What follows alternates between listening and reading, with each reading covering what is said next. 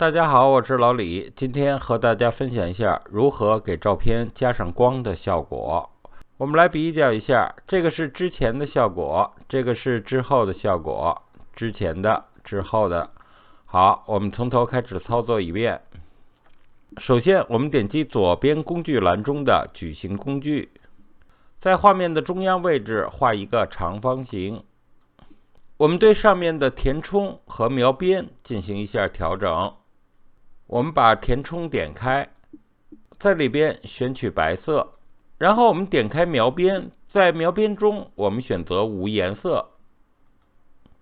接下来我们按 Ctrl 加 T 进行选择，我们按住 Ctrl 键，把鼠标移动到画面的一角，按住鼠标左键向右拖动。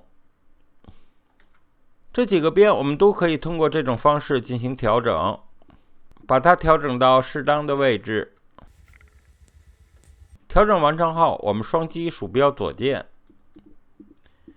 选示。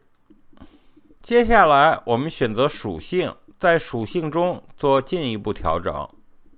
我们选择羽化的这个滑块向右进行拖动。拖动过程中，我们能看到画面的变化。调整完成后，我们把图层的类型改为叠加。我们继续按快捷键 Ctrl 加 J 复制出一个新的图层，对它的不透明度进行调整。这样的调整使画面不显得过于生硬。